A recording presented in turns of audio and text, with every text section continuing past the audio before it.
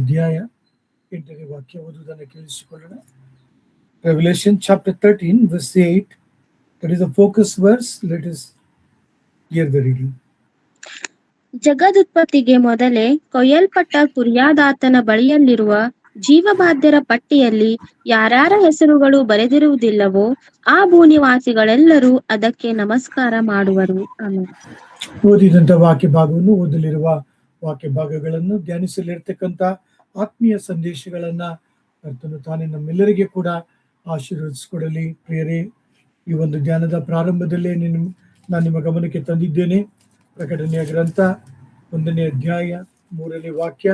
ಈ ವಾಕ್ಯವನ್ನ ಓದುವಂಥವರು, ಈ ವಾಕ್ಯವನ್ನ ಕೇಳುವಂಥವರು, ಈ ವಾಕ್ಯ ಪ್ರವಾದನೆಯಲ್ಲಿ ಬರೆದಿರುವ ಮಾತುಗಳನ್ನು ಕೈಗೊಂಡು ನಡೆಯುವಂಥವರು ಧನ್ಯರೆಂಬುದಾಗಿ ನೀವು ನಾನು ಈ ಒಂದು ಆಶೀರ್ವಾದಗಳನ್ನು ಪಡೆದುಕೊಳ್ಳುವ ಸಲುವಾಗಿ ಬಿಡದೆ ನಮ್ಮ ವೈಯಕ್ತಿಕ ಜೀವಿತದಲ್ಲಿ ದೇವರ ವಾಕ್ಯಗಳನ್ನು ಕೇಳೋಣ, ಧ್ಯಾನಿಸೋಣ. ಆ ವಾಕ್ಯದ ಪ್ರಕಾರ ನಾವು ನಡೆಯುವಂತೆ ದೇವರು ತನ್ನ ಅಪಾರವಾದ ಕೃಪೆಯನ್ನು ನನಗೆ ತಮ್ಮೆಲ್ಲರಿಗೆ ಕೂಡ ದಯಪಾಲಿಸಲಿ. ಯಾಕೆಂದರೆ ಸಮಯ ಬಹಳ ಕಡಿಮೆಯಾಗಿದೆ, ಕರ್ತನ ಬರುವಿಕೆ ಶೀಘ್ರವಾಗಿದೆ. ಆದ ಕಾರಣ ನಾವು ಬಹು ಎಚ್ಚರಿಕೆಯಿಂದ ನಮ್ಮ ಆತ್ಮೀಯ ಜೀವಿತದಲ್ಲಿ ಜೀವಿಸುವಂತೆಯೂ ವಾಕ್ಯಗಳನ್ನು ಧ್ಯಾನಿಸುವಂತೆಯೂ ದೇವರಾತ್ಮನು ತಾನೇ ನಮ್ಮೆಲ್ಲರಿಗೆ ತನ್ನ ಅಪಾರವಾದ ಕೃಪೆಯನ್ನು ದಯಪಾಲಿಸಲಿ. ಪ್ರಕಟಣೆಯ ಗ್ರಂಥ 13ನೇ ಅಧ್ಯಾಯದಲ್ಲಿ ನಾವು ಧ್ಯಾನಿಸಲು ಬಂದಿದ್ದೇವೆ. 13ನೇ ಅಧ್ಯಾಯ ನೀವು ನಾನು ಅರ್ಥ ಮಾಡಿಕೊಳ್ಳುವ ಸಲುವಾಗಿ 2 ಭಾಗಗಳಾಗಿ ಅವುಗಳನ್ನು ವಿಭಾಗಿಸಿಕೊಳ್ಳೋಣ. 1ರಿಂದ 10 ವಾಕ್ಯಗಳಲ್ಲಿ ನಾವು ನೋಡುತ್ತೇವೆ. ಸಮುದ್ರದಿಂದ ಏರಿ ಬರುವಂತ ಮೃಗವನ್ನ ಕುರಿತು ಇಲ್ಲಿ ಸಂತ ಅಪೊಸ್ತಲರಾದಂಥ ಯೋಹಾನರು ಮಾತನಾಡುವುದನ್ನು ಕುರಿತು ದೇವರ ವಾಕ್ಯ ತಿಳಿಸುವಂಥದ್ದಾಗಿದೆ. 11ನೇ ವಾಕ್ಯದಿಂದ 18ನೇ ವಾಕ್ಯದಲ್ಲಿ ಭೂಮಿಯ ಮೇಲಿಂದ ಏರಿ ಬರತಕ್ಕಂಥ ಮೃಗವನ್ನ ಕುರಿತು ಈ ವಾಕ್ಯ ಭಾಗ ಮಾತನಾಡುವಂಥದ್ದಾಗಿದೆ. ಸೊ 2 ಮೃಗಗಳು, ಒಂದು ಸಮುದ್ರದಿಂದ ಏರಿ ಬರುವಂತ ಮೃಗ, ಮತ್ತೊಂದು ಭೂಮಿಯ ಮೇಲಿಂದ ಹೊರಬರುವಂತ ಮೃಗ ಎಂಬುದಾಗಿ ನಾವುಗಳು ಅರ್ಥ ಮಾಡಿಕೊಂಡು ಧ್ಯಾನದಲ್ಲಿ ಮುಂದಕ್ಕೆ ಸಾಗೋಣ. ಈ ಮೃಗ ಯಾರು, ಇವರ ಹಿಂದೆ ಯಾರಿದ್ದಾರೆ, ಈ ಮೃಗಗಳು ಏನು ಮಾಡುತ್ತವೆ ಎಂಬುದರ ಸಂಗತಿಗಳನ್ನು ಕುರಿತು ದೇವರ ವಾಕ್ಯದ ಬೆಳಕಿನಲ್ಲಿ ಧ್ಯಾನಿಸುವಾಗ ಇವರು ಮತ್ತಾರು ಅಲ್ಲ, ಕ್ರಿಸ್ತ ವಿರೋಧಿಯಾಗಿದ್ದಾರೆ. ಆಂಟಿ ಕ್ರೈಸ್ಟ್ ಎಂಬುದಾಗಿ ಕರೆಯಬಹುದು, ಆತನ ಅನುಯಾಯಿಗಳು ಎಂಬುದಾಗಿ ಕರೆಯಬಹುದು. ಈ ಒಂದು ಧ್ಯಾನದಲ್ಲಿ ಅವುಗಳನ್ನು ಕುರಿತು ವಿವರವಾಗಿ ನಾವು ತಿಳಿದುಕೊಳ್ಳೋಣ. ಈ ಸಂಗತಿಗಳನ್ನು ಕುರಿತು ಪೌಲರು ಮತ್ತು ಯೋಹಾನರು ದಾನಿಯೇಲನ ಗ್ರಂಥ ಈ ಎಲ್ಲ ವಾಕ್ಯ ಭಾಗಗಳಲ್ಲಿ ನಾವುಗಳು ಹೆಚ್ಚಾಗಿ ನಾವು ತಿಳಿದಿದ್ದೇವೆ, ಓದಿದ್ದೇವೆ. ಕ್ರಿಸ್ತ ವಿರೋಧಿ, ಆಂಟಿ ಕ್ರೈಸ್ಟ್ ಅಂದರೆ ಕ್ರಿಸ್ತನ ಹಾಗೆ ತಾನು ಕೂಡ ಕ್ರಿಸ್ತನೆಂಬುದಾಗಿ ತೋರ್ಪಡಿಸಿಕೊಳ್ಳತಕ್ಕಂಥ ವ್ಯಕ್ತಿಯನ್ನ ಆಂಟಿ ಕ್ರೈಸ್ಟ್ ಎಂಬುದಾಗಿ ಕರೀತಾರೆ. ಆದರೆ ನಿಜವಾದ ಕ್ರೈಸ್ತನು ಆತನಲ್ಲ ಎಂಬ ಸಂಗತಿಯೊಡನೆ ನಮ್ಮ ಧ್ಯಾನದಲ್ಲಿ ಮುಂದಕ್ಕೆ ಸಾಗೋಣ. ಮತ್ತು ಈ ಒಂದು ಪ್ರಕಟಣೆ ಗ್ರಂಥ 13ನೇ ಅಧ್ಯಾಯದ ಧ್ಯಾನದ ಒಳಗಡೆ ನಾವೆಲ್ಲರೂ ಹೋಗುವಾಗ ನಮ್ಮ ಚಿಂತನೆಗಳನ್ನ ಅಥವಾ ನಮ್ಮ ಆಲೋಚನೆಗಳನ್ನ ಈ ಒಂದು 13ನೇ ಅಧ್ಯಾಯದ ಕಡೆಗೆ ಸೆಳೆಯಲು ಬಯಸುತ್ತೇನೆ. ಪ್ರಿಯ ದೈವ ಜನರೇ, ನಮ್ಮ ಸುತ್ತಲೇ ಇರ್ತಕ್ಕಂಥ ಇಡೀ ವಿಶ್ವದಲ್ಲಿ, ಲೋಕದಲ್ಲಿ ನೀವು ನಾನು ನೋಡುವಾಗ ಎಷ್ಟು ವಿಧವಾದಂಥ ಹಿಂಸಾಚಾರಗಳು ಮತ್ತು ನಾನಾ ವಿಧವಾದಂಥ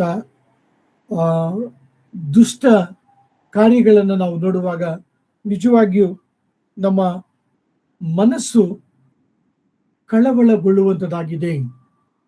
ಅರ್ಥ ಮಾಡ್ಕೊಳ್ಳಿ, ನಾವು ನಾನಾ ವಿಧವಾಗಿ ಈ ಲೋಕದಲ್ಲಿ ನಮ್ಮ ಸುತ್ತಲೂ ಮಾನವ ಕುಲದ ಮೇಲೆ ಜರುಗುತ್ತಿರುವಂಥ ಹೀನ ಕೃತ್ಯಗಳನ್ನ ನಾವು ನೋಡುವಾಗ, ಕೇಳುವಾಗ ನಮ್ಮ ಹೃದಯ, ನಮ್ಮ ಮನಸ್ಸು ಗೊಂದಲಕ್ಕೀಡಾಗುತ್ತದೆ, ವ್ಯಕ್ತಪಡಿಸುವಂಥದ್ದಾಗಿದೆ.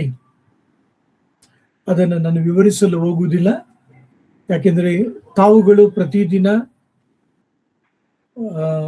ಟಿವಿಯಲ್ಲಿ, ವಾಟ್ಸಪ್ಪಲ್ಲಿ, ಸಾಮಾಜಿಕ ಜಾಲತಾಣಗಳಲ್ಲಿ, ಮಾಧ್ಯಮಗಳಲ್ಲಿ ನೀವು ಏನನ್ನು ನೋಡುತ್ತಿದ್ದೀರೋ, ಯಾವ ದೃಶ್ಯಗಳು ನಿಮ್ಮನ್ನ ಕಳವಳವನ್ನಗೊಳಿಸುತ್ತದೆ ಎಂಬುದಾಗಿ ನೆನಪು ಮಾಡಿಕೊಳ್ಳ್ರಿ.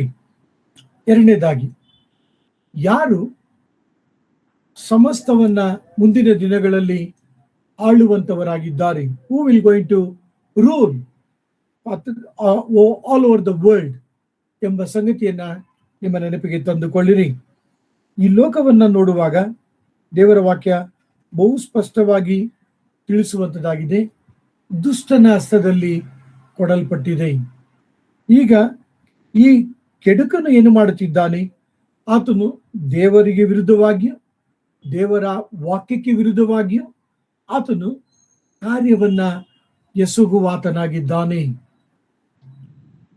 ಕೆಲವು ಸಮಯಗಳಲ್ಲಿ ನಾವು ಅಂದುಕೊಳ್ಳುತ್ತೇವೆ, ಒಳ್ಳೆಯದಕ್ಕಿಂತಲೂ ಕೆಟ್ಟದ್ದು ಮೇಲುಗೈಯನ್ನ ಸಾಧಿಸುತ್ತದೆ ಎಂಬುದಾಗಿ ನಾವು ಅಂದುಕೊಳ್ಳುತ್ತೇವೆ.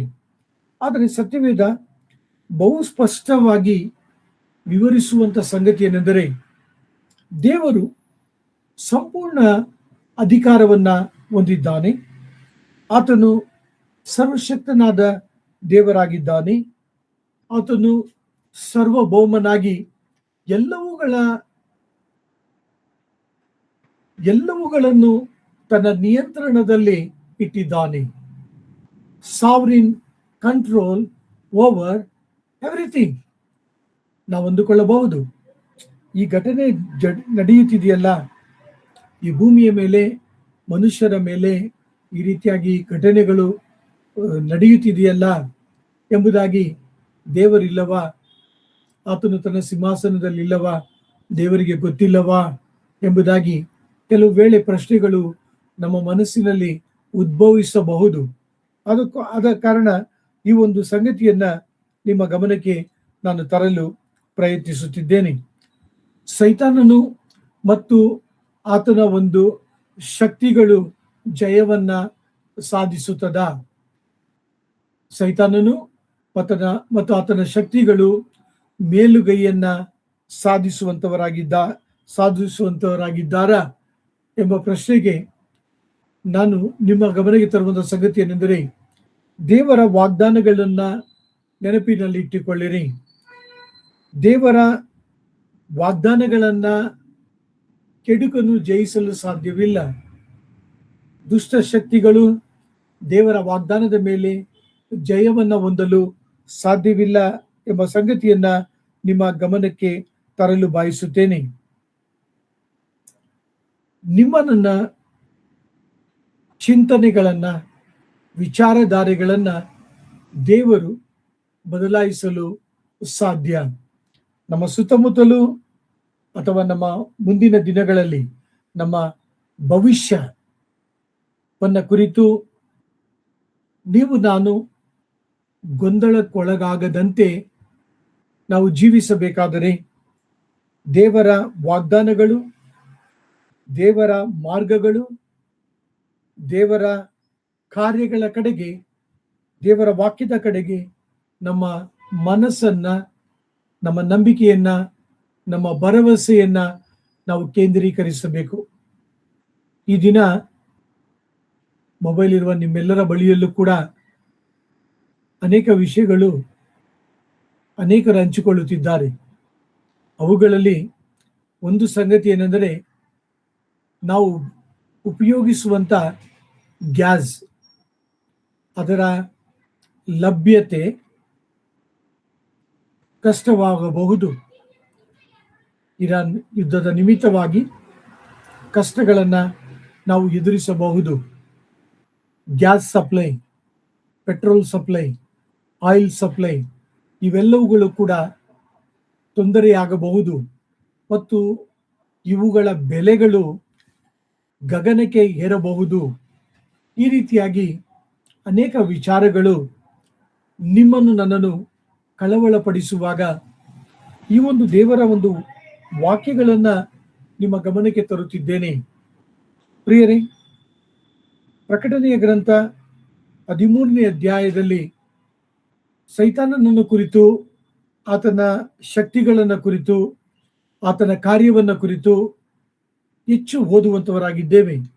ಆದರೂ ಕೂಡ ಸೈತಾನನು, ಆತನ ಶಕ್ತಿಗಳು, ಆತನ ಕೆಡುಕುತನ, ಆತನ ಉಗ್ರತೆ, ಆತನ ಅಧಿಕಾರ ದೇವರನ್ನಾಗಲಿ, ದೇವರ ಉದ್ದೇಶಗಳನ್ನಾಗಲಿ, ದೇವರ ಸಂಕಲ್ಪಗಳನ್ನಾಗಲಿ, ದೇವರ ಅನಾದಿ ಯೋಜನೆಗಳನ್ನಾಗಲಿ ಬದಲಾಯಿಸಲು ಸಾಧ್ಯವಿಲ್ಲ. ಆದ ಕಾರಣ ಈ ಒಂದು ಧ್ಯಾನದಲ್ಲಿ ನಾನು ನಿಮ್ಮನ್ನು ಪ್ರೋತ್ಸಾಹಪಡಿಸುತ್ತೇನೆ. ನೀವು ನಾನು ಮುಂದಿನ ದಿನ ಹೇಗೆ, ಮುಂದಿನ ತಿಂಗಳು ಹೇಗೆ, ಭವಿಷ್ಯವೇನು ಎಂಬುದಾಗಿ ಕಳವಳಗೊಳ್ಳದೆ, ಗೊಂದಲಕ್ಕೀಡಾಗದೆ ಈ ವಾಕ್ಯಗಳನ್ನು ಧ್ಯಾನಿಸಿರಿ, ಈ ವಾಕ್ಯಗಳನ್ನು ನಂಬಿರಿ ಮತ್ತು ಈ ವಾಕ್ಯಗಳ ಮೂಲಕ ದೇವರು ನಮಗೆ ಆದರಣೆ, ಧೈರ್ಯ, ಅಭಯ, ನಾವು ಮುಂದಕ್ಕೆ ಸಾಗುವಂತೆ ಆತನು ನಮ್ಮನ್ನು ಪ್ರೋತ್ಸಾಹಪಡಿಸುವಾತನಾಗಿದ್ದಾನೆ.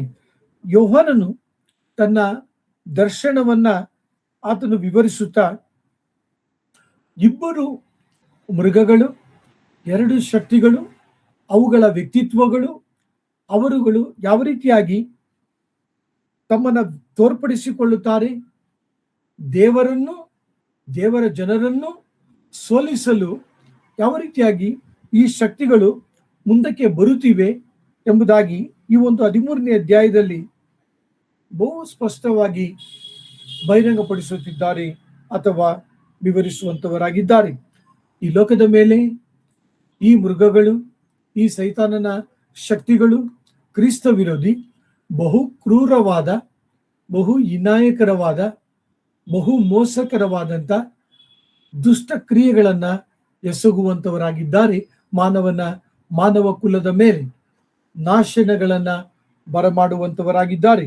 ಆದರೆ ಕರ್ತನ ನಾಮಕ್ಕೆ ಸ್ತೋತ್ರ, ಸೈತಾನನು ದೇವರನ್ನು, ಆತನ ಯೋಜನೆಗಳನ್ನ ಎಂದೂ ಕೂಡ ಸಂಪೂರ್ಣವಾಗಿ ಧ್ವಂಸ ಮಾಡಲು ಸಾಧ್ಯವಿಲ್ಲ ಎಂಬ ಸಂಗತಿಯನ್ನ ನಿಮ್ಮ ಗಮನಕ್ಕೆ ತರಲು ಬಯಸುತ್ತಿದ್ದೇನೆ.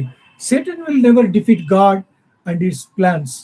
ಸೊ ಪ್ರಿಯರೇ, ಇಲ್ಲಿಯವರೆಗೂ ಈ ಪ್ರಕಟಣೆ ಗ್ರಂಥ 13ನೇ ಅಧ್ಯಾಯ ಅದರ ಒಳಗಡೆ ನಾವು ಹೋಗುವುದಕ್ಕೆ ಮುಂಚಿತವಾಗಿ ಅದರ ಒಂದು ಚಿಂತನೆಯಲ್ಲಿ ನೀವು ನಾನು ಒಳ ಪ್ರವೇಶಿಸುವಂತೆ ಈ ಒಂದು ವಾಕ್ಯ ಭಾಗವನ್ನ, ಈ ಒಂದು ಸರಳವಾದ ದೈವ ಆಲೋಚನೆಗಳಿಂದ ಕೂಡಿದಂತ ಸಂಗತಿಗಳನ್ನ ನಿಮ್ಮೊಂದಿಗೆ ಹಂಚಿಕೊಂಡಿದ್ದೇನೆ. ಪ್ರಿಯರೇ, ಒಂದು ಸಾಮಾಜಿಕ ಒಂದು ವಿವರಣೆಯಲ್ಲಿ ನಾನು ಕೇಳಿದಂತ ಸಂಗತಿ ಏನೆಂದರೆ, ಇನ್ನು ಗ್ಯಾಸ್ ಲಭ್ಯವಾಗುವುದಿಲ್ಲ, ಮುಂದಿನ ಹಾಗೆ ನಾವು ಮರಗಳಿಂದ ಒಲೆಯನ್ನ ಹೊತ್ತಿಸಿ ಅಡಿಗೆ ಮಾಡಬೇಕು ಎಂಬ ಒಂದು ಸಂಗತಿಯನ್ನು ಕೂಡ ಒಬ್ಬರು ಹಂಚಿಕೊಂಡ್ರು. ಸೊ ಅದರ ನಿಮಿತ್ತವಾಗಿ ಈ ವಾಕ್ಯ ಭಾಗಗಳನ್ನ ನಿಮ್ಮ ಗಮನಕ್ಕೆ ತರುತ್ತಿದ್ದೇನೆ. ನಮಗೊಬ್ಬ ದೇವರಿದ್ದಾನೆ. ಆತನು ಈ ದಿನ ನೀವು ನಾನು ಏನನ್ನ ಎದುರಿಸುತ್ತಿದ್ದೇವೋ, ಏನನ್ನ ನೋಡುತ್ತಿದ್ದೇವೋ, ಯಾವ ಸಂಗತಿಗಳು ನಮ್ಮನ್ನ ಗೊಂದಲಕ್ಕೀಡು ಮಾಡುತ್ತದೋ, ಕಳವಳಗೊಳಿಸುತ್ತದೋ, ಅವೆಲ್ಲವುಗಳನ್ನು ಕುರಿತು 2500 ವರ್ಷಗಳ ಹಿಂದೆನೆ ಆತನು ನನಗೋಸ್ಕರವಾಗಿಯೂ ನಿಮಗೋಸ್ಕರವಾಗಿಯೂ ತನ್ನ ಪರಿಶುದ್ಧ ಗ್ರಂಥದಲ್ಲಿ ಬರೆದಿಟ್ಟಿದ್ದಾನೆ. ನೀವು ನಾನು ನಿಮ್ಮನ್ನ ಕಳಕಳಿಯಿಂದ ಕೇಳಿಕೊಳ್ಳುತ್ತೇನೆ.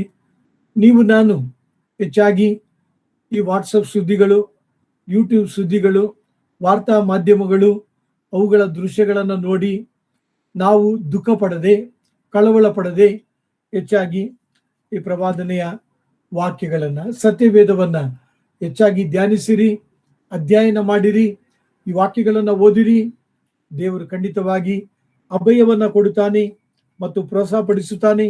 ನನ್ನನ್ನು ನಿಮ್ಮನ್ನು ಈ ಲೋಕದಲ್ಲಿ ಇಂಥ ಕಠಿಣವಾದ ಪರಿಸ್ಥಿತಿಯಲ್ಲೂ ಕೂಡ ಆತನು ಮುಂದಕ್ಕೆ ನಡೆಸುವ ಆತನಾಗಿದ್ದಾನೆ. ಪ್ರಕಟಣೆಯ ಗ್ರಂಥ 13ನೇ ಅಧ್ಯಾಯ 1ರಿಂದ 10 ವಾಕ್ಯಗಳು ಸಮುದ್ರದಿಂದ ಏರಿ ಬಂದಂತ ಮೃಗವನ್ನ ಕುರಿತು ನಾವು ಓದುವಂತವರಾಗಿದ್ದೇವೆ. ವಾಕ್ಯವನ್ನು ಓದುವುದನ್ನು ಕೇಳಿಸಿಕೊಳ್ಳೋಣ. ಎರಡು ವಾಕ್ಯಗಳು. Revolution chapter 13 verse 1 and 2. Let us hear the reading. ಸಮುದ್ರದಿಂದ ಮೃಗವು ಏರಿ ಬರುವುದನ್ನು ಕಂಡೆನು. ಅದಕ್ಕೆ 7 ತಲೆಗಳು, 10 ಕೊಂಬುಗಳು, ಕೊಂಬುಗಳ ಮೇಲೆ 10 ಮಕುಟಗಳು, ತಲೆಗಳ ಮೇಲೆ ದೇವದೂಷಣ ನಾಮಗಳು ಇದ್ದವು. ನಾನು ಕಂಡ ಮೃಗವು ಚಿರತೆಯಂತಿತ್ತು. ಅದರ ಕಾಲುಗಳು ಕರಡಿಯ ಕಾಲುಗಳಂತೆಯೂ ಅದರ ಬಾಯಿ ಸಿಂಹದ ಬಾಯಂತೆಯೂ ಇದ್ದವು. ಅದಕ್ಕೆ ಘಟಸರ್ಪನು ಶಕ್ತಿಯನ್ನು, ಸಿಂಹಾಸನವನ್ನು, ಮಹಾ ಅಧಿಕಾರವನ್ನು ಕೊಟ್ಟನು. ಪ್ರಿಯರೇ, ಗಮನಿಸಿರಿ, ಈ ವಾಕ್ಯ ಭಾಗದಲ್ಲಿ 1-2 ವಾಕ್ಯ ಭಾಗದಲ್ಲಿ ಸಮುದ್ರದಿಂದ ಮೃಗವು ಏರಿ ಬರುವುದನ್ನು ಕಂಡೆನೆಂಬುದಾಗಿ ಇಲ್ಲಿ ಅಪೊಸ್ತಲರಾದಂತ ಯೋಹಾನರು ತಿಳಿಸುವಂತವರಾಗಿದ್ದಾರೆ. ಕಳೆದ ದಿನದ ಧ್ಯಾನದಲ್ಲಿ ನಾನು ನಿಮಗೆ ಹೇಳಿದ್ದೇನೆ, ಸೈತಾನನು ಪರಲೋಕದಿಂದ ದಬ್ಬಲ್ಪಟ್ಟನು. ತದನಂತರ ಆತನು ಭೂಮಿಯಿಂದ ದಬ್ಬಲ್ಪಡಲಿದ್ದಾನೆ. ತದನಂತರ ಆತನು ಅಧೋಲೋಕಕ್ಕೆ ದಬ್ಬಲ್ಪಡಲಿದ್ದಾನೆ. ತದನಂತರ ಆತನು ಬೆಂಕಿ ಗಂಧಕಗಳುರಿಯುವ ಕೆರೆಗೆ ದಬ್ಬಲ್ಪಡಲಿದ್ದಾನೆ. ಆತನು ಸ್ವತಂತ್ರ ಸೈತಾನನಾಗಿದ್ದಾನೆ, ಸ್ವತಂತ್ರ ವ್ಯಕ್ತಿಯಾಗಿದ್ದಾನೆ, ಸ್ವತಂತ್ರ ಅಪವಾದಿಯಾಗಿದ್ದಾನೆ. ಆದರೂ ಕೂಡ ಈ ಒಂದು 13ನೇ ಅಧ್ಯಾಯದ ಪ್ರಾರಂಭದಲ್ಲಿ 7 ತುತ್ತೂರಿಗಳು, 7 ಟ್ರಂಪೆಟ್ಸ್ ಮತ್ತು 7 ಬೌಲ್ ಜಡ್ಜ್ಮೆಂಟ್ಸ್, 7 ಪಾತ್ರೆಗಳ ಒಂದು ನ್ಯಾಯ ತೀರ್ಪಿನಲ್ಲಿ ಮತ್ತೊಂದು ದರ್ಶನವನ್ನ ಇಲ್ಲಿ ಸಂತ ಯೋಹಾನರು ತರುತ್ತಿದ್ದಾರೆ. ಪ್ರಿಯರೇ, ಸೈತಾನನು ದೇವರನ್ನು, ದೇವರ ಮಕ್ಕಳನ್ನು ವಿರೋಧಿಸುವಂತವನಾಗಿದ್ದಾನೆ. ಅದಕ್ಕಾಗಿ ಬಹು ಕಠಿಣವಾಗಿ ಶ್ರಮಿಸುವಂತವನಾಗಿದ್ದಾನೆ. Satan is at hard work. ಆತನು ಬಹಳ ಕಠಿಣವಾಗಿ ದೇವರ ಮಕ್ಕಳನ್ನು, ದೇವರನ್ನು ವಿರೋಧಿಸುತ್ತಾ ಧ್ವಂಸ ಮಾಡಲು ಕಠಿಣವಾಗಿ ಶ್ರಮಿಸುತ್ತಿದ್ದಾನೆ. ಪ್ರಿಯರೇ, ನಾನು ನಿಮ್ಮ ಗಮನಕ್ಕೆ ಆಗಲೇ ತಂದಿದ್ದೇನೆ, ಅವನು ಸ್ವತಂತ್ರ ವ್ಯಕ್ತಿ, ಆತನು ಬಿದ್ದೋದಂತ ವ್ಯಕ್ತಿ. ಆದರೂ ಕೂಡ ಸೈತಾನನ ಒಂದು ಶಕ್ತಿ ಅಥವಾ ಅನುಯಾಯಿ ಸಮುದ್ರದಿಂದ ಮೃಗದ ರೂಪದಲ್ಲಿ ಏರಿ ಬರುವುದನ್ನ ನಾವು ಕಾಣುವಂತವರಾಗಿದ್ದೇವೆ. ಯೋಹಾನರು ಕಾಣುವಂತವರಾಗಿದ್ದಾರೆ ಮತ್ತು ಯೋಹಾನರು ಅದನ್ನ ನಮಗೆ ತೋರ್ಪಡಿಸುವಂತವರಾಗಿದ್ದಾರೆ. ಆತನ ಉದ್ದೇಶವೇನು? ಯೇಸು ಕ್ರಿಸ್ತನ ದೇಹ, ದ ಬಾಡಿ ಆಫ್ ಕ್ರೈಸ್ಟ್, ಯೇಸು ಕ್ರಿಸ್ತನ ದೇಹವನ್ನ ಆತನು ತಾಕುವಂತ ಒಂದು ಉದ್ದೇಶದಿಂದ ಬರುತ್ತಿದ್ದಾನೆ. ಆದ ಕಾರಣ 12ನೇ ಅಧ್ಯಾಯ ಕೊನೆಯ ವಾಕ್ಯವನ್ನು ನಾವು ಗಮನಿಸುವಾಗ, ಯೇಸುವಿನ ವಿಷಯವಾದ ಸಾಕ್ಷಿಯನ್ನು ಹೇಳಿರುವವರ ಮೇಲೆ ಯುದ್ಧ ಮಾಡುವುದಕ್ಕೆ ಹೊರಟು ಸಮುದ್ರ ತೀರದ ಮರಳಿನ ಮೇಲೆ ನಿಂತನು ಎಂಬುದಾಗಿ ಅಲ್ಲಿ ವಾಕ್ಯ ಭಾಗ ಕೊನೆಗೊಳ್ಳುತ್ತದೆ. ಮತ್ತು ಅಲ್ಲಿಂದ 13ನೇ ವಾಕ್ಯದಲ್ಲಿ ನಾವು ಪುನಃ ಧ್ಯಾನಿಸಲು ಹೋಗುವಾಗ, ಈ ಮೃಗ ಸಮುದ್ರದೊಳಗಿಂದ ಯಾಕೆ ಏರಿ ಬರುತ್ತದೆ ಎಂಬುದಾಗಿ ನಾವು ಪ್ರಶ್ನೆಯನ್ನ ಹಾಕಿಕೊಳ್ಳುವಾಗ ಅದಕ್ಕೆ ಉತ್ತರ ಏನೆಂಬುದಾಗಿ ನೋಡುವಾಗ, ಮತ್ತೊಂದು ಪ್ರಯತ್ನವನ್ನ ಸೈತಾನನು ದೇವರ ಮಕ್ಕಳ ಮೇಲೆಯೂ ದೇವರಿಗೆ ವಿರುದ್ಧವಾಗಿಯೂ ಆತನು ಪ್ರಹಾರವನ್ನ ಮಾಡುವುದನ್ನ ಕುರಿತು, ಪ್ರಯತ್ನಿಸುವುದನ್ನ ಕುರಿತು ಈ ವಾಕ್ಯ ಭಾಗ ಮಾತನಾಡುವಂಥದ್ದಾಗಿದೆ. ಗಮನಿಸಿರಿ, ಅದರ ಒಂದು ಅಪಿರೆನ್ಸ್, ಆ ಒಂದು ಮೃಗ ಯಾವ ರೀತಿಯಾಗಿ ತನ್ನನ್ನ ತೋರ್ಪಡಿಸಿಕೊಳ್ಳುತ್ತದೆ, ಅದರ ವರ್ಣನೆಯನ್ನ ಕುರಿತು 1-2 ವಾಕ್ಯದಲ್ಲಿ ಸಂತ ಯೋಹಾನರು ತಿಳಿಸುವಂತವರಾಗಿದ್ದಾರೆ.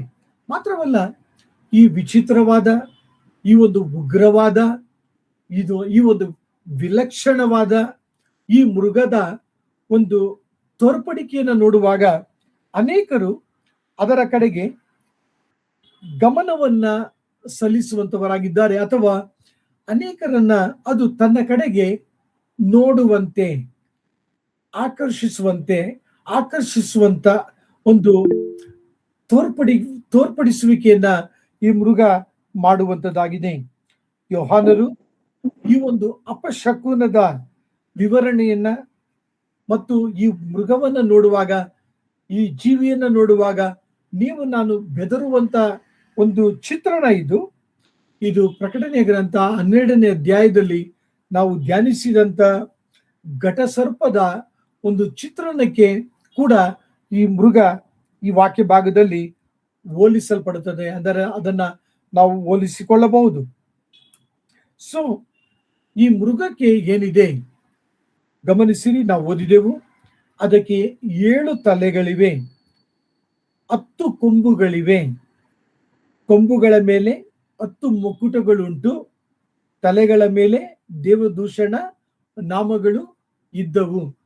ತಲೆಗಳನ್ನ ಕುರಿತು, ಕೊಂಬುಗಳನ್ನ ಕುರಿತು ಇಂದಿನ ಧ್ಯಾನದಲ್ಲೂ ಕೂಡ ನಿಮ್ಮೊಂದಿಗೆ ನಾನು ಧ್ಯಾನಿಸಿದ್ದೇನೆ. ಮತ್ತು ಅದರ ಮೇಲಿದ್ದಂತ 10 ಮುಕುಟಗಳು ಕೂಡ, ಈ ಮುಕುಟಗಳು ಏನನ್ನು ಕುರಿತು ಮಾತನಾಡುತ್ತದೆ ಎಂಬುದಾಗಿಯೂ ಕೂಡ ನಾನು ತಿಳಿಸಿದ್ದೇನೆ. ಒಂದು ವೇಳೆ ನೀವು ಮರೆತು ಹೋಗಿರಬಹುದು, ನಿಮ್ಮ ನೆನಪನ್ನ ಕೆದಕುತ್ತಾ ಮುಂದಕ್ಕೆ ಸಾಗುತ್ತೇನೆ. ಇಬ್ರಿಯ ಪತ್ರಿಕೆಯಲ್ಲಿ ನೀವು ನೋಡುವಾಗ 2ನೇ ಅಧ್ಯಾಯ 9ನೇ ವಾಕ್ಯದಲ್ಲಿ ಕರ್ತನಿಗೆ ನಾನಾ ವಿಧವಾದಂತ ಮುಕುಟಗಳನ್ನ ಆತನು ಧರಿಸಿಕೊಂಡಿರೋದನ್ನ ನಾವು ನೋಡ್ತೇವೆ. ಅದು ಜಯವನ್ನ ಹೊಂದಿದಂತ ಒಂದು ಮುಕುಟಗಳು, ಅದು ಕರ್ತನಿಗೆ ಕೊಡಲ್ಪಟ್ಟಂಥದ್ದು, ಕರ್ತನು ಧರಿಸಿಕೊಂಡಿದ್ದಾನೆ. ಅದನ್ನ ಡಯಡೆಮ್ ಎಂಬುದಾಗಿ, ಅಂದ್ರೆ ಒರಿಜಿನಲ್, ನಿಜವಾದದ್ದು ಎಂಬುದಾಗಿ ನಾವು ಓದುತ್ತೇವೆ. ಇವು ಸೈತಾನನ ಈ 10 ಮುಕುಟಗಳು ಅವೆಲ್ಲವುಗಳು ಕೂಡ ಕೃತಕವಾದಂಥದ್ದು. ಯಾರು ಕೂಡ ಆತನಿಗೆ ಕೊಡದಂತ ಒಂದು ಮುಕುಟಗಳು, ಅವುಗಳನ್ನ ಆತನು ಧರಿಸಿಕೊಂಡವನಾಗಿ ಕಂಡು ಬರುತ್ತಾನೆ. ಪ್ರಿಯರೇ, ಈ 1-2 ವಾಕ್ಯಗಳನ್ನ ಕುರಿತು ಎಲ್ಲಿಂದ ಯೋಹಾನರು ಈ ಒಂದು ದರ್ಶನದ ಹಿನ್ನೆಲೆಯನ್ನ ಅವರು ತೆಗೆದುಕೊಂಡಿರಬಹುದು, ಅಥವಾ ಸಂತ ಪೌಲರು ಈ ದರ್ಶನದ ಹಿನ್ನೆಲೆಗಳನ್ನ ತೆಗೆದುಕೊಂಡಿರಬಹುದು ಎಂಬುದಾಗಿ ನೋಡುವಾಗ, ದಾನಿಯೇಲನ ಪ್ರವಾದನೆಯ ಗ್ರಂಥ 7ನೇ ಅಧ್ಯಾಯ, ದಾನಿಯೇಲ್ ಚಾಪ್ಟರ್ 7 verse 1-8 ಪ್ರವಾದನೆಯ ಗ್ರಂಥದಲ್ಲಿ ಈ ಒಂದು ಸಂಗತಿಗಳು ಕೂಡ ವಿವರಿಸಲ್ಪಟ್ಟಿರುವುದನ್ನ ಕುರಿತು ನಾವು ತಿಳಿದುಕೊಳ್ಳಬಹುದು. ವಾಕ್ಯವನ್ನು ಓದುವುದನ್ನು ಕೇಳಿಸಿಕೊಳ್ಳೋಣ. Daniel chapter 7 verse 1-8. ಬಾಬೇಲಿನ ಅರಸನಾದ ಬೆಲೆಶ್ಚರನ ಆಳಿಕೆಯ 1ನೇ ವರುಷದಲ್ಲಿ ದಾನಿಯೇಲನಿಗೆ ಹಾಸಿಗೆಯ ಮೇಲೆ ಸ್ವಪ್ನವಾಯಿತು. ಅವನ ಮನಸ್ಸಿನಲ್ಲಿ ಕನಸು ಬಿತ್ತು. ಕೂಡಲೇ ಅವನು ಆ ಕನಸನ್ನು, ಅದರ ಮುಖ್ಯಾಂಶಗಳನ್ನು ಬರೆದನು. ದಾನಿಯೇಲನು ಆ ಪ್ರಸ್ತಾಪವನ್ನೆತ್ತಿ ಇಂತೆಂದನು: ನಾನು ರಾತ್ರಿ ಕಂಡ ಕನಸಿನಲ್ಲಿ, ಆಹಾ, ಚತುರ್ದಿಕ್ಕಿನ ಗಾಳಿಗಳು ಮಹಾಸಾಗರದ ಮೇಲೆ ರಭಸವಾಗಿ ಬೀಸಿ ಬಡಿಯುತ್ತಿದ್ದವು. ಒಂದಕ್ಕೊಂದು ವಿಲಕ್ಷಣವಾದ 4 ದೊಡ್ಡ ಮೃಗಗಳು ಸಾಗರದೊಳಗಿಂದ ಬಂದವು. ಮೊದಲು ಕಾಣಿಸಿದ ಮೃಗವು ಸಿಂಹದ ಹಾಗಿತ್ತು. ಅದಕ್ಕೆ ಹದ್ದಿನಂತೆ ರೆಕ್ಕೆಗಳಿದ್ದವು. ನಾನು ನೋಡುತ್ತಿರುವಾಗಲೇ ಆ ರೆಕ್ಕೆಗಳು ಕೀಳಲ್ಪಟ್ಟವು. ಅದು ನೆಲದಿಂದ ಎತ್ತಲ್ಪಟ್ಟು ಮನುಷ್ಯನ ಹಾಗೆ 2 ಕಾಲುಗಳ ಮೇಲೆ ನಿಲ್ಲಿಸಲ್ಪಟ್ಟಿತು. ಅದಕ್ಕೆ ಮನುಷ್ಯನ ಹೃದಯವು ಕೊಡೋಣವಾಯಿತು. ಆಹಾ, ಇನ್ನೊಂದು ಮೃಗ, 2ನೇಯದು. ಅದು ಕರಡಿಯ ಹಾಗಿತ್ತು. ಒಂದು ಹೆಗಲನ್ನು ಮೇಲಕ್ಕೆ ಎತ್ತಿಕೊಂಡಿತ್ತು. ತನ್ನ ಬಾಯಲ್ಲಿ ಹಲ್ಲುಗಳ ನಡುವೆ 3 ಪಕ್ಕೆಲುಬುಗಳನ್ನು ಕಚ್ಚಿಕೊಂಡಿತ್ತು. ನೀನೆದ್ದು ಬಹು ಮಾಂಸವನ್ನು ತಿನ್ನು ಎಂದು ಅದಕ್ಕೆ ಹೇಳೋಣವಾಯಿತು. ಅನಂತರ ನಾನು ನೋಡುತ್ತಿರುವಲ್ಲಿ, ಇಗೋ, ಚಿರತೆಯ ಹಾಗಿರುವ ಮತ್ತೊಂದು ಮೃಗವು ಕಾಣಿಸಿತು. ಅದರ ಪಕ್ಕಗಳಲ್ಲಿ ಪಕ್ಷಿಯ ರೆಕ್ಕೆಯಂತಿರುವ 4 ರೆಕ್ಕೆಗಳಿದ್ದವು. ಆ ಮೃಗಕ್ಕೆ 4 ತಲೆಗಳಿದ್ದವು. ಅದಕ್ಕೆ ದೊರೆತನವೂ ಕೊಡೋಣವಾಯಿತು. ನಾನು ರಾತ್ರಿ ಕಂಡ ಕನಸಿನಲ್ಲಿ ಸ್ವಲ್ಪ ಹೊತ್ತಿನ ಮೇಲೆ, ಆಹಾ, 4ನೇ ಮೃಗವು ಕಾಣಿಸಿತು. ಅದು ಭಯಂಕರ, ಹೆದರಿಸುವಂಥದ್ದು, ಅಧಿಕ ಬಲವುಳ್ಳದ್ದು. ಅದಕ್ಕೆ ಕಬ್ಬಿಣದ ದೊಡ್ಡ ಹಲ್ಲುಗಳಿದ್ದವು. ಅದು ನುಂಗುತ್ತಾ, ಚೂರು ಚೂರು ಮಾಡುತ್ತಾ, ಮಿಕ್ಕದ್ದನ್ನು ಕಾಲುಗಳಿಂದ ತುಳಿಯುತ್ತಾ ಇತ್ತು. ಅದು ಮುಂಚಿನ ಎಲ್ಲಾ ಮೃಗಗಳಿಗಿಂತ ವಿಲಕ್ಷಣವಾಗಿತ್ತು. ಅದಕ್ಕೆ 10 ಕೊಂಬುಗಳಿದ್ದವು. ನಾನು ಆ ಕೊಂಬುಗಳನ್ನು ಗಮನಿಸುತ್ತಿರುವಲ್ಲಿ, ಇಗೋ, ಅವುಗಳ ನಡುವೆ ಇನ್ನೊಂದು ಚಿಕ್ಕ ಕೊಂಬು ಮೊಳೆಯಿತು. ಅದರ ದೆಸೆಯಿಂದ ಮುಂಚಿನ ಕೊಂಬುಗಳಲ್ಲಿ 3 ಬೇರು ಸಹಿತ ಕೀಳಲ್ಪಟ್ಟವು. ಆಹಾ, ಈ ಕೊಂಬಿನಲ್ಲಿ ಮನುಷ್ಯನ ಕಣ್ಣುಗಳಂತಿರುವ ಕಣ್ಣುಗಳು, ಬಡಾಯಿ ಕೊಚ್ಚಿಕೊಳ್ಳುವ ಬಾಯಿಯೂ ಇದ್ದವು ಎಂಬುದೇ. ಸೊ ಪ್ರಿಯರೇ, ಈ ವಾಕ್ಯವನ್ನು ನಾವು ಆತ್ಮೀಯವಾಗಿ ಅರ್ಥ ಮಾಡಿಕೊಳ್ಳೋಣ. ಭಾಗದಲ್ಲಿ ನಾವು ಓದಿದ್ದೆವು ಸಿಂಹವನ್ನ ಕುರಿತು, ಕರಡಿಯನ್ನ ಕುರಿತು, ಚಿರತೆಯನ್ನ ಕುರಿತು. ಈ ವಾಕ್ಯ ಭಾಗದಲ್ಲಿ ದಾನಿಯೇಲನು ಕಂಡಂತ ಆ ಒಂದು ಸ್ವಪ್ನ ಏನನ್ನು ಕುರಿತು ಮಾತನಾಡುತ್ತದೆ? ಈ ಒಂದು ಸ್ವಪ್ನ 4 ರಾಜ್ಯಗಳನ್ನು ಕುರಿತು ಮಾತನಾಡುತ್ತದೆ, ಕಿಂಗ್ಡಮ್ಸ್. ಅದನ್ನು ಕುರಿತು ಸತ್ಯವೇದದ ಪಂಡಿತರು ಇದು ಬ್ಯಾಬಿಲೋನ್ ಆಗಿರಬಹುದು, ಮೇದೋ ಪರ್ಷಿಯ ಎಂಬುದಾಗಿ ಹೇಳುತ್ತಾರೆ. ಪರ್ಷಿಯ ಎಂಬುದಾಗಿ ನಾವು ನೋಡುವಾಗ 1935 ಇಸವಿಯವರೆಗೂ ಎಸ್ತರಳ ಗ್ರಂಥದಲ್ಲಿ ನಾವು ನೋಡುತ್ತೇವೆ. ಈಗಿರುವಂತ ಇರಾನ್ ದೇಶವನ್ನ ಪರ್ಷಿಯಾ ಎಂಬುದಾಗಿ ಕರೆಯುತ್ತಿದ್ದರು. 1935 ಎಲ್ಲ ದೇಶಗಳ ಜೊತೆಗೆ ತನ್ನ ಹೆಸರನ್ನ ಗೌರವ ಮತ್ತು ಪ್ರಖ್ಯಾತಿಗೋಸ್ಕರವಾಗಿ ತನ್ನ ಹೆಸರನ್ನ ಈ ಒಂದು ಈಗಿರುವಂತ ಇರಾನ್ ಆ ದಿನದಲ್ಲಿದ್ದಂತ ಪರ್ಷಿಯಾ ಎಂಬ ಹೆಸರನ್ನ ಬದಲಾಯಿಸಿಕೊಂಡಿತು. ಸೊ ನಿಮ್ಮ ಗಮನಕ್ಕೆ ತರುತ್ತಿದ್ದೇನೆ, ಎಸ್ತರಳ ಗ್ರಂಥವನ್ನು ನೀವು ಓದುವಾಗ ಈ ವಾಕ್ಯ ಭಾಗವನ್ನು ನೀವು ಓದಿಕೊಳ್ಳಬಹುದು. ಮೇದೋ ಪರ್ಷಿಯರ ಒಂದು ಸಂವಿಧಾನವನ್ನ ಕುರಿತು, ಕಾನೂನನ್ನ ಕುರಿತು ಎಸ್ತರಳ ಗ್ರಂಥದಲ್ಲಿ ನಾವು ಧ್ಯಾನಿಸುವಂತವರಾಗಿದ್ದೇವೆ. ಮಾತ್ರವಲ್ಲ, ಗ್ರೀಕ್ ಮೆಸೊಡೋನಿಯನ್ ಈ ಒಂದು ರಾಜ್ಯವನ್ನು ಕುರಿತು ಆ ಒಂದು ವಾಕ್ಯ ಭಾಗಗಳಲ್ಲಿ ನಾವು ನೋಡುವಂತವರಾಗಿದ್ದೇವೆ. ರೋಮಾ ಸಾಮ್ರಾಜ್ಯವನ್ನ ಕುರಿತು ಅಥವಾ ಚಕ್ರಾಧಿಪತ್ಯವನ್ನ ಕುರಿತು ನಾವು ಧ್ಯಾನಿಸುವಂತವರಾಗಿದ್ದೇವೆ. ಇದನ್ನ ಕುರಿತು ದಾನಿಯೇಲನು ತನ್ನ ಸ್ವಪ್ನದಲ್ಲಿ ಭಾಷಾಂತರ ಮಾಡುವುದನ್ನ ಕುರಿತು ದೇವರ ವಾಕ್ಯ ಮಾತನಾಡುವಂತದ್ದಾಗಿದೆ. ಅದೇ ಒಂದು ದರ್ಶನದ ಹಿನ್ನೆಲೆಯಲ್ಲಿ ಇಲ್ಲಿ ಯೋಹಾನರು ವಿವರಿಸುವಾಗ ಪ್ರಕಟಣೆ ಗ್ರಂಥ 13ನೇ ಅಧ್ಯಾಯ 1-2 ವಾಕ್ಯದಲ್ಲಿ ನಾನು ಕಂಡ ಮೃಗವು ಚಿರತೆಯಂತಿತ್ತು ಎಂಬುದಾಗಿ ಅವರು ತಿಳಿಸುವಂತವರಾಗಿದ್ದಾರೆ.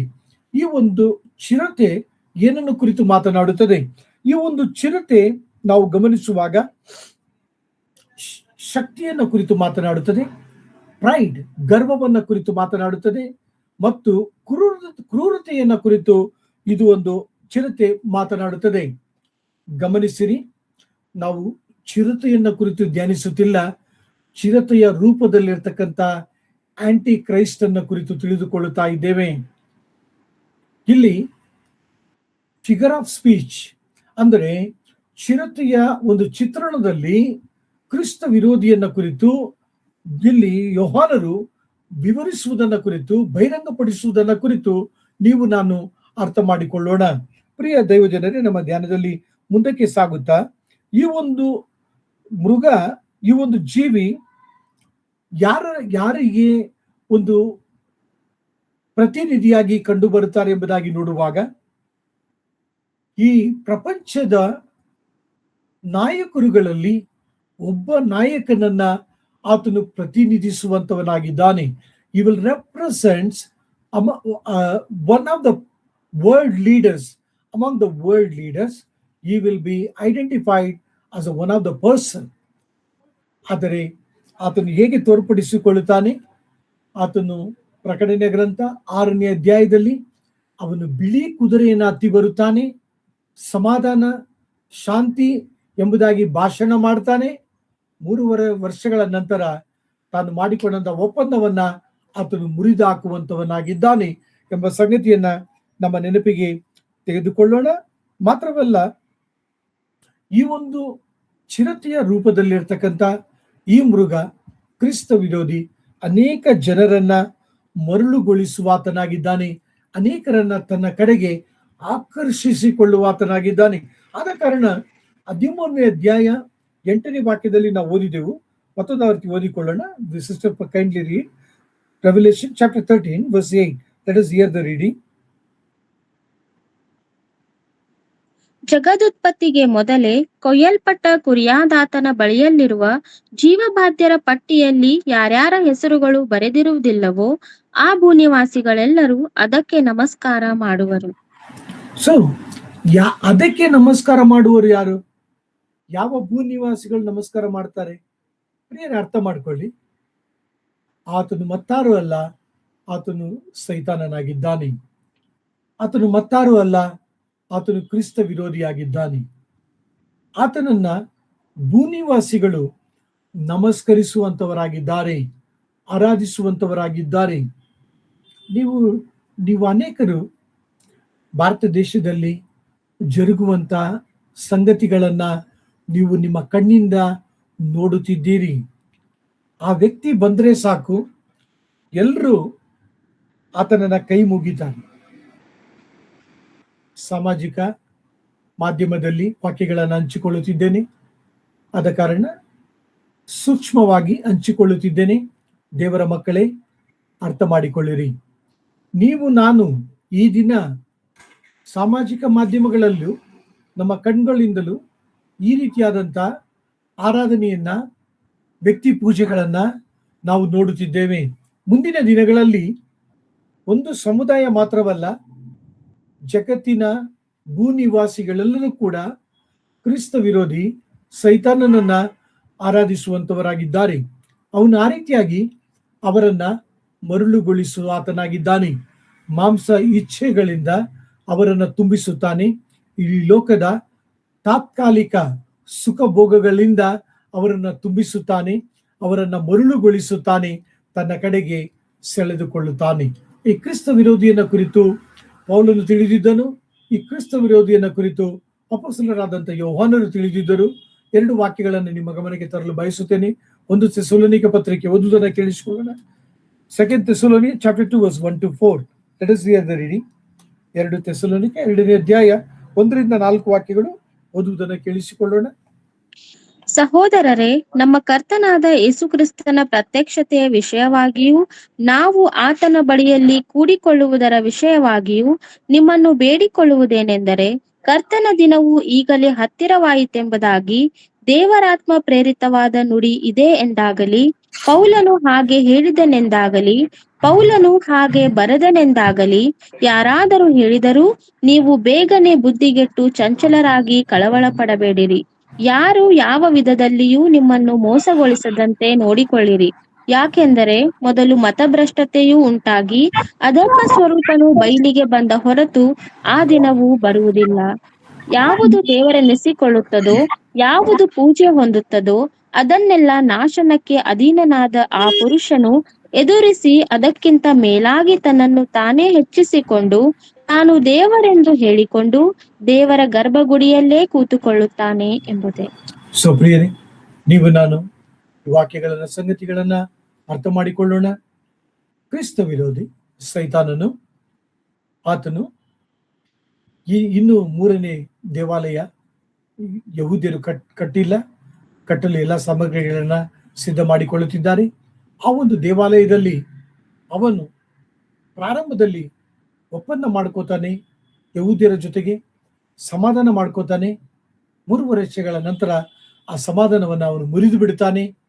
ಆ ದೇವಾಲಯವನ್ನ ಆತನು ಅಶುದ್ಧ ಮಾಡುತ್ತಾನೆ. ಆ ದೇವಾಲಯದಲ್ಲಿ ತನ್ನನ್ನು ಹೊರತು ಮತ್ತಾರನ್ನು ಆರಾಧಿಸಬಾರದೆಂಬ ಆಜ್ಞೆಯನ್ನ ಹೊರಡಿಸುತ್ತಾನೆ.